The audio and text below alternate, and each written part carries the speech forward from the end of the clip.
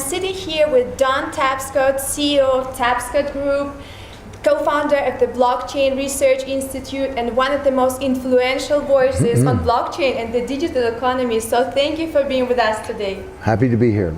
You are a senior advisor for the World Economic Forum.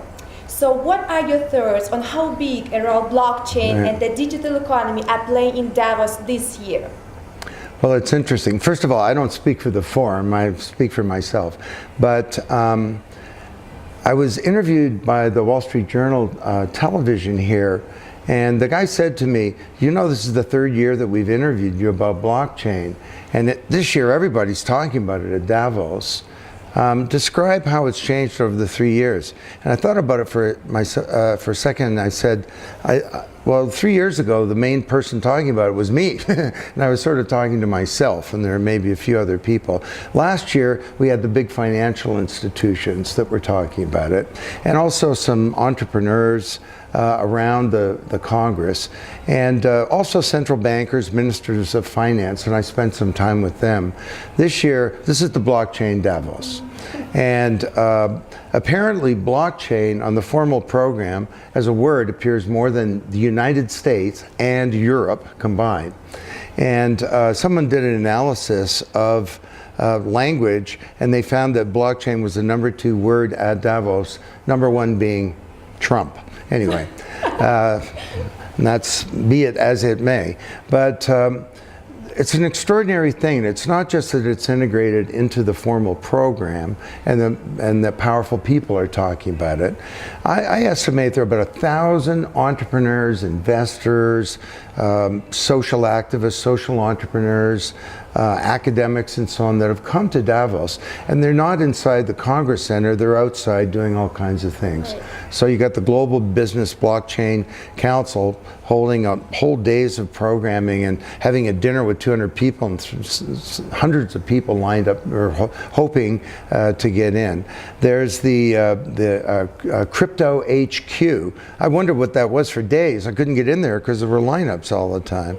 And everywhere there are activities. So I'm walking along the street, someone recognizes me, says, we're having a big blockchain meeting upstairs, would you come and speak to us? And I go upstairs and there are like 100 people in a room, and I do a panel discussion and answer a bunch of questions. So this is it's very reflective of what's happening more broadly in the world. That finally this technology is not just come of age, it's really becoming part of the vernacular, and everyone's trying to figure it out. So how do you feel the Canadian government piloting Ethereum blockchain to create more transparency? Well, Canada is a pretty interesting story. And when you think about where is this whole thing going to be centered in the world, there are a few candidates. Switzerland is obviously one. I don't think it's going to be Silicon Valley. Basically because leaders of old paradigms have difficulty embracing the new. But Canada's got a government that's very interested, including the Prime Minister who was here, who's totally into blockchain of all things. As part of our Blockchain Research Institute, we have the Bank of Canada that's doing this work. It's the federal government, the provincial government, and the city of Toronto. But there's also 5, not 95, big banks, and they're working to reinvent the payment system. We do have Ethereum that was created by a university dropout from the University of Waterloo. We've got thought leadership with our research institute. The 2 biggest incubators in North America are in Toronto. Mars alone has 1.9 million square feet. And we used to have a brain drain in Canada where entrepreneurs would leave the country, move to the US, but now, thanks to 2 things, that's been reversed. One of them is Donald Trump, where a lot of people want to, especially Canadians, want to move back to Canada. But the second one is, there was a funding problem, that you would get to a certain point with your company, maybe 20 million in revenue, and you need to do a Series A, and some big venture capitalists in Silicon Valley would say, great, we'll fund you, but you got to move to the Valley. So there was a company drain as well. That's been turned around now because of ICOs, and that people don't have to go the venture route. to fund their company. The other thing is that we have a pretty good regulatory environment in Canada too. We sure don't have crazy stuff going on like in some countries in the world.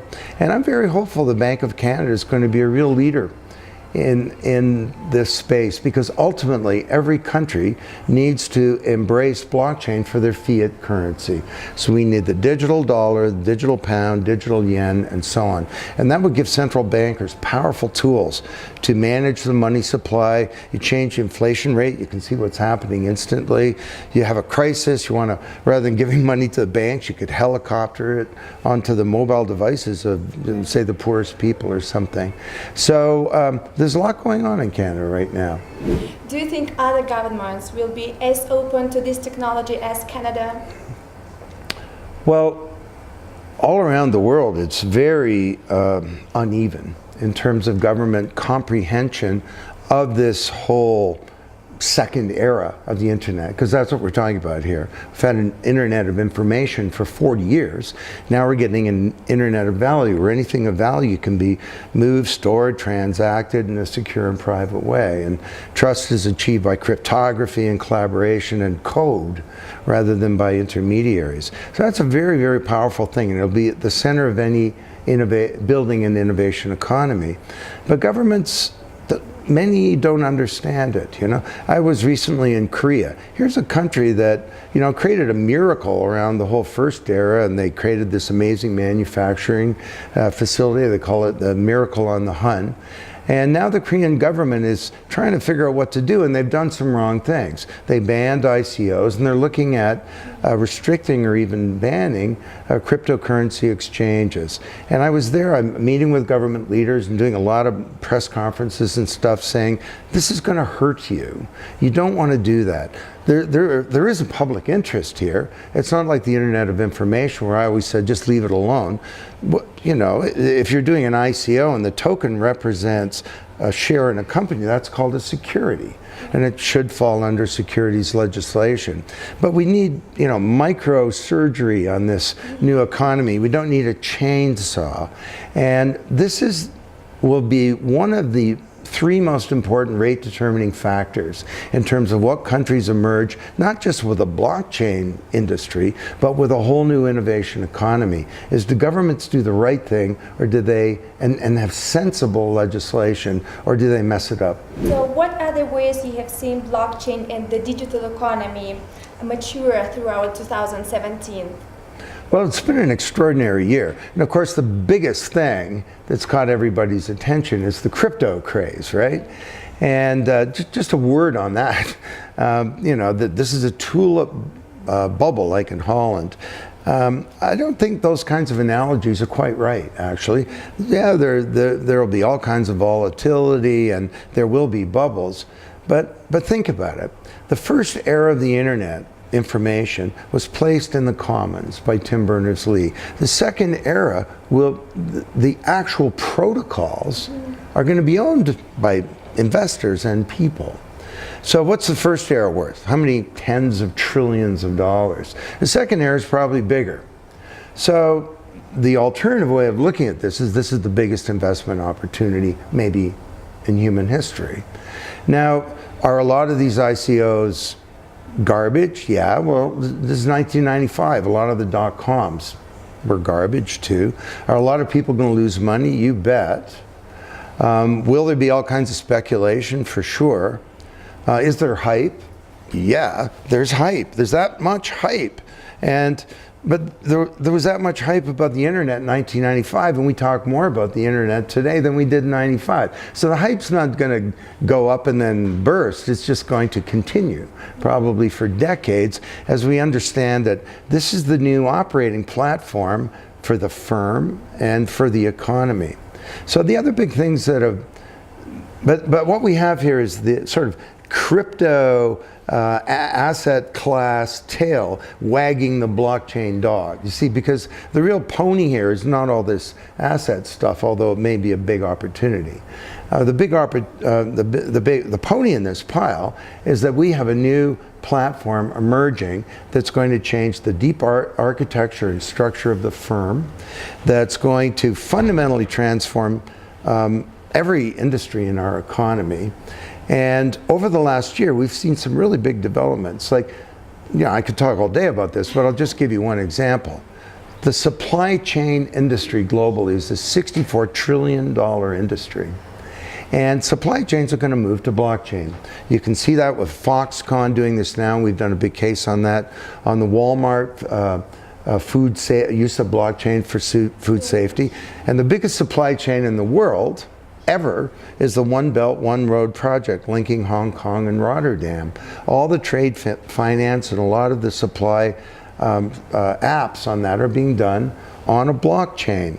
And it's perfect for that kind of situation where you have a buyer and a seller and an escrow agent and governments and various shippers and tax authorities and so on. And rather than passing off pieces of paper and fax and emails and so on, they have a single shared network state where they can all instantly see what's going on. So it turns that supply chain into something we call an asset chain. And ultimately, as this thing becomes cognitive, it really becomes a new cognitive computer. That's what a supply chain will be. So in what ways do you think cryptocurrencies will impact the way we understand and use money? Well, that's a good question. I don't think that non-fiat currencies will replace fiat currencies. Lots of people may disagree with me. I'd be surprised if Bitcoin got to 1% of transactions in a major country 5 years from now. There is a role for these currencies, but more as a tool for creating new apps. So for example, the global diaspora. People have left their ancestral lands and they send money back home. It's called remittances. It's a $1 trillion market. Well, if you're a Filipino nanny in Toronto, you don't have to pay Western Union 15% to send money to your mom in Manila. You can use a platform for remittances, but that platform actually uses Bitcoin as the underlying tool to enable that to occur. So that's not the actual currency. The currency is sort of a transition between two fiat currencies. And as I said before, the biggest opportunity is to turn a fiat currency into a cryptocurrency. Like national or?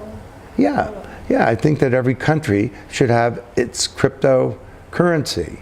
For the next period of human history, ultimately, I'm with John Lennon. Imagine there's no countries. It's easy if you try, you know. You know, the whole idea of all these nation states is sort of an interesting idea that came out of a certain period in human history. You know, we had these areas and they were a bunch of cities and they consolidated together and they had a common currency and borders and they created institutions and the rule of law and bureaucracies and so on. It was nation states for national economies. But increasingly, the economy is not national. You know, it's notwithstanding Donald Trump and America First. No country can succeed in a world that's failing, and increasingly we have regional economies like North America and Europe, and increasingly we're going to need some kind of global economy. So it's fun to speculate about stuff like that in the future, but I think it's probably not in my lifetime. It's very interesting. I can hear it from All right, so could you tell us about what you personally will be focusing on in 2018? Well, in the Blockchain Research Institute, we're doing 75 projects right now. And these are all looking at the strategic implications of blockchain to transform the corporation, 10 different industries we're looking at, and also we're looking at 7 C-suite functions of management. So what does triple entry accounting mean for the CFO? You know, what does smart contracts mean for the chief legal officer? What does blockchain mean for enterprise architecture? It's fine to have a bunch of pilots, but nobody's thought through, you know, the company's not a bunch of divisions, it's an enterprise ultimately, and we do need enterprise architectures. And we've got a great group of about 60 of the world's leading thinkers that are leading these projects.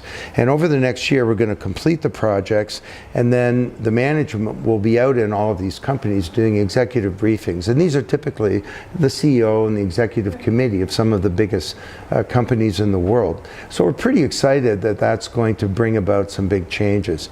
The other thing is both my son Alex and I are spending a lot of time out on the road, sort of speaking to big conferences and also to smaller, more important events. In 3 weeks, I'm speaking to, I won't mention the name, but it's 150 CEOs of the 160 largest corporations in America.